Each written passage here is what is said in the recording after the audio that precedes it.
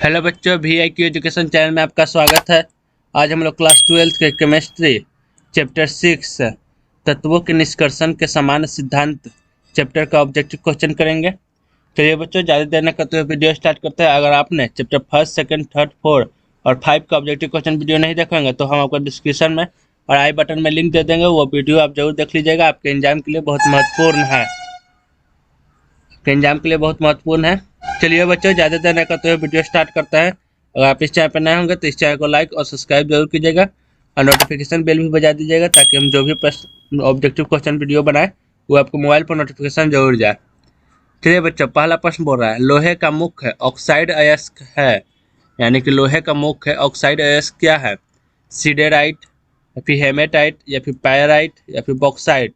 तो इसका सही आंसर हो जाएगा ऑप्शन नंबर बी, हेमेटाइट। यानी कि लोहे का मुख्य ऑक्साइड अयस्क क्या है? तो हेमेटाइट है। यानी कि ऑप्शन नंबर बी बिल्कुल राइट आंसर हो जाएगा पहला का। दूसरा नंबर प्रश्न बोल रहा है, धातु के ऑक्साइड को कार्बन या कार्बन मोनोऑक्साइड के द्वारा धातु को अवकृत करने की क्रिया कहलाती है। यानी कि क्या कहलाती है? तो इसका सही आंसर होगा ऑप्शन नंबर ए, परागलन कहलाती है। यानी कि ऑप्शन नंबर ए बिल्कुल राइट आंसर हो जाएगा दूसरा का। तीसरा नंबर प्रश्न बोल रहा है, निम्नलिखित में से किस धातु के निष्कर्षण के लिए साइनाइड विधि का उपयोग होता है? यानी कि निम्नलिखित में से किस धातु के निष्कर्षण के लिए साइनाइड विधि का प्रयोग होता है? Cr या फिर Ag या फिर Cu या फिर जेड है, यानी कि जिंक। तो इसका सही आंसर हो जाएगा option number B, Ag।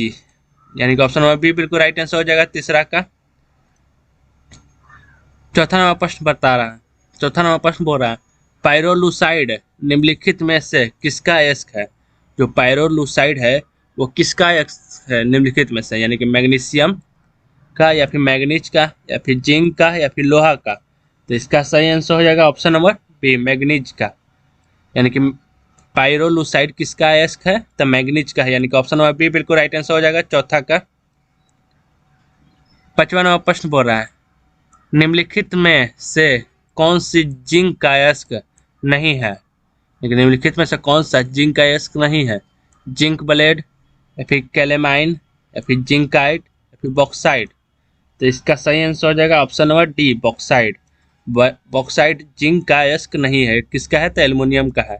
Option number D बिल्कुल राइट आंसर हो जाएगा पांचवा का। जिंक का अयस्क कौन नहीं है? तो बॉक्साइट जिंक का अयस्क नहीं है, यह एक एल्युमिनियम का अयस्क है, बॉक्साइट।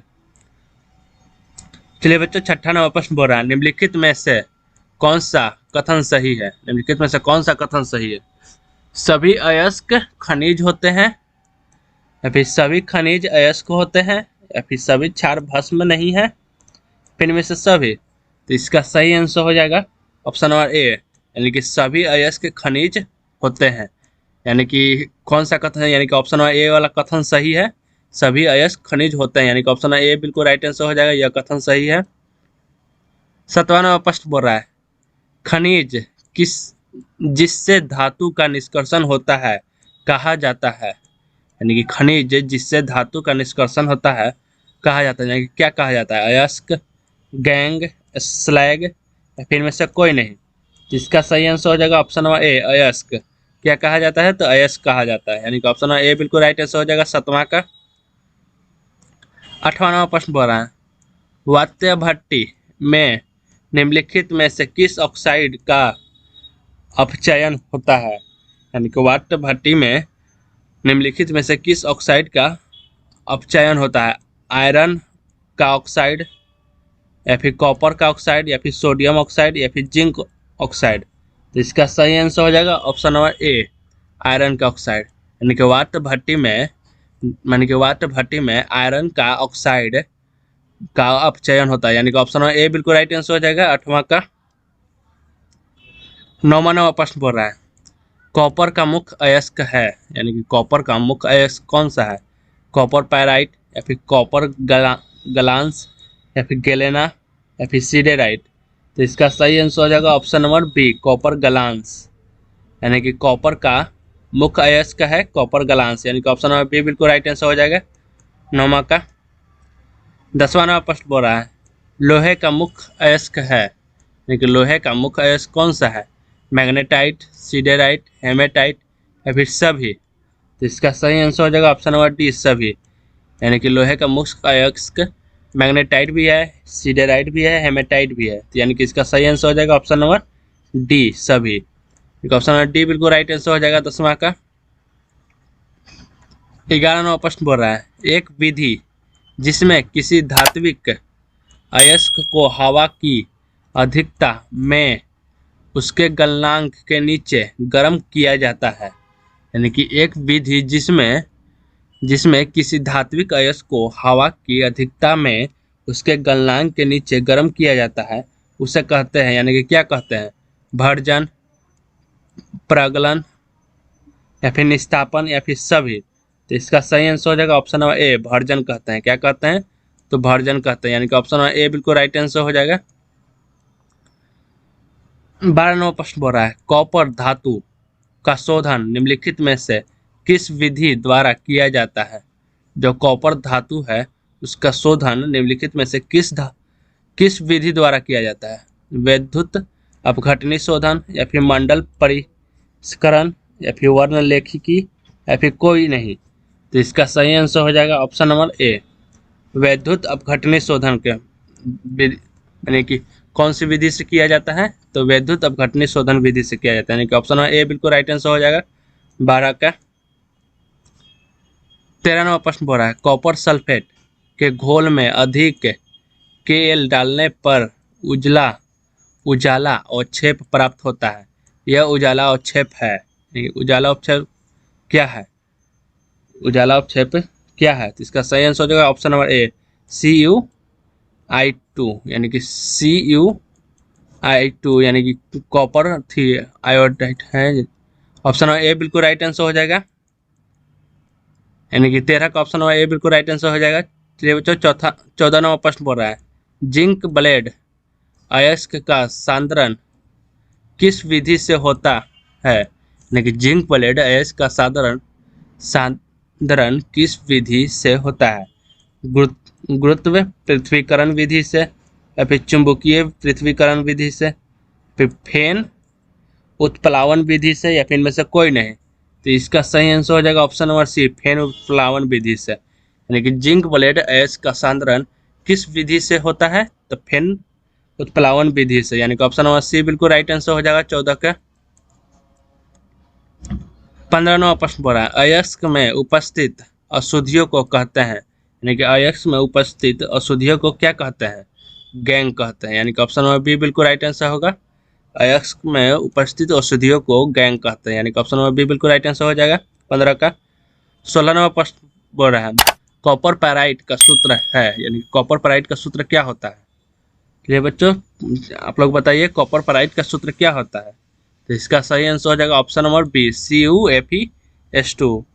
CuFeS2 यानी कि ऑप्शन नंबर बी बिल्कुल राइट आंसर हो जाएगा 16 का। चलिए बच्चों, ऑप्शन नंबर कॉपर पैराइट का सूत्र क्या होता है? तो CuFeS2 होता है। यानी कि ऑप्शन नंबर बी बिल्कुल राइट आंसर हो जाएगा। 17वां प्रश्न बोल रहा है, एल्युमिनियम का अयस्क है। यानी कि एल्युमिनियम का अयस्क कौन सा है? बॉक्साइड है, हेमाटाइट है, फिर डोलोमाइट है या फिर इनमें से कोई नहीं। इसका सही आंसर हो जाएगा ऑप्शन नंबर ए, बॉक्साइट है। यानी कि एल्युमिनियम का अयस्क कौन सा है? तो बॉक्साइट है। यानी कि ऑप्शन नंबर ए बिल्कुल राइट आंसर हो जाएगा 17 का। 18वां प्रश्न बोल रहा है, मालाकाइट अयस्क है। यानी कि मालाकाइट अयस्क किसका है? यानी कि मालाकाइट किसका अयस्क है? लोहा का, कॉपर का या फिर सिल्वर का या फिर जिंक का। तो इसका सही आंसर हो जाएगा ऑप्शन नंबर बी, कॉपर का है। यानी कि मालाकाइट अयस्क किसका अयस्क है? तो कॉपर का है। यानी कि ऑप्शन नंबर बी बिल्कुल राइट आंसर हो जाएगा 18 का। 19वां प्रश्न बोल रहा है, सिल्वर युक्त अयस्क है। सिल्वर ग्लांस का, फिर डोलोमाइट का या फिर लियोनाइट का, फिर मैग्नेटाइट का। तो इसका सही आंसर हो जाएगा option number A, silver glance का। यानी कि सिल्वर युक्त अयस्क है किसका? तो सिल्वर ग्लांस का। यानी कि ऑप्शन नंबर ए बिल्कुल राइट आंसर हो जाएगा 19 का। 20वां प्रश्न बोल रहा है, निम्नलिखित में से कौन सी धातु भूपर्पट्टी में प्रचुरता से पाई जाती है? कि निम्नलिखित में कौन सी धातु है जो भूपर्पट्टी में प्रचुर मात्रा में पाई जाती है। Mg यानी कि मैग्नीशियम, सोडियम या फिर एल्युमिनियम या फिर आयरन यानी कि Fe। तो इसका सही आंसर हो जाएगा ऑप्शन नंबर सी, Al यानी कि एल्युमिनियम होता है, यानी कि ऑप्शन नंबर सी बिल्कुल राइट आंसर हो जाएगा 20 का।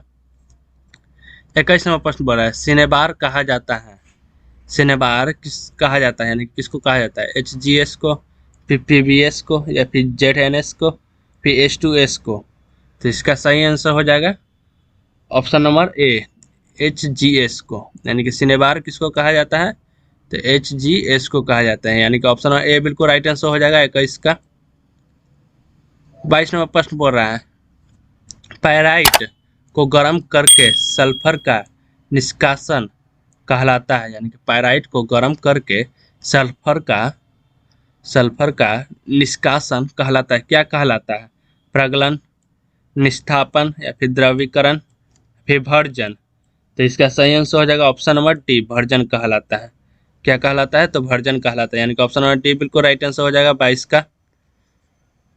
23 नंबर प्रश्न बोल रहा है निम्नलिखित में से कार्बोनेट अयस्क है, यानी कि निम्नलिखित में से कार्बोनेट किसका अयस्क है, यानी कि अयस्क है तो किसका है?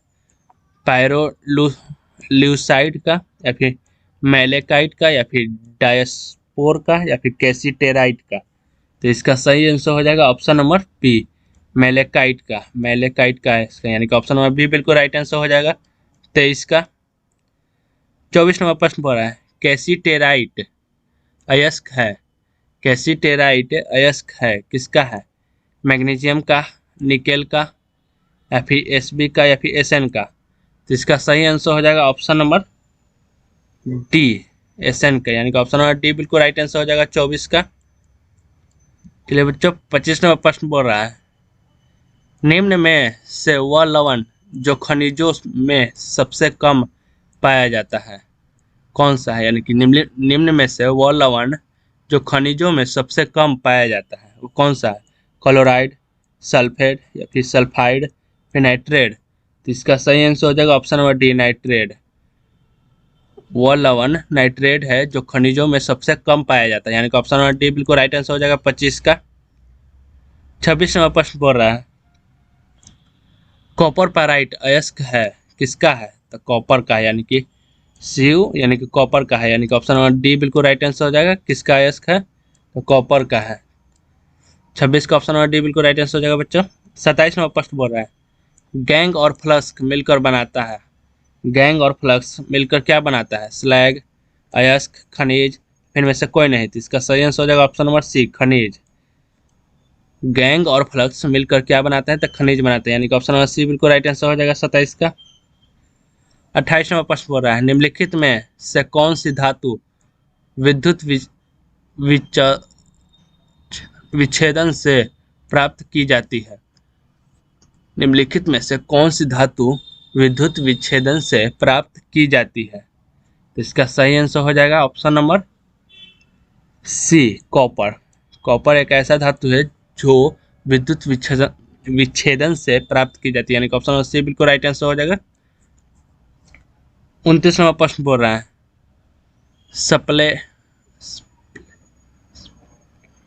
स्पेल्टर है क्या है? शुद्ध जिंक है, अशुद्ध जिंक है, या फिर अशुद्ध एल्युमिनियम है, या फिर अशुद्ध पारा है।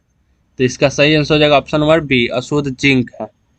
स्पेल्टर है, यानी कि स्पेल्टर क्या है? तो अशुद्ध एक जिंक है, अशुद्ध जिंक, यानी कि ऑप्शन नंबर बी बिल्कुल राइट आंसर हो जाएगा 29 का। 30 नंबर प्रश्न बोल रहा है डोलामाइड खनिज में पाया जाता है। डोलामाइड खनिज में क्या पाया जाता है? तो इसका सही आंसर हो जाएगा ऑप्शन नंबर ए, मैग्नीशियम पाया जाता है। ऑप्शन नंबर ए बिल्कुल राइट आंसर हो जाएगा। डोलामाइड खनिज में क्या पाया जाता है? तो मैग्नीशियम पाया जाता है, Mg। चलिए बच्चों आपका प्रश्न यहाँ पर समाप्त होता है। अगर आप इस चैनल पर नए होंगे तो इस चैनल को लाइक और सब्सक्राइब जरूर कीजिएगा और इस नोटिफिकेशन बेल भी बजा दीजिएगा ताकि हम जो भी वीडियो बनाए वो आपके मोबाइल पर नोटिफिकेशन जरूर जाए और आप वो वीडियो जरूर देख पाएँ।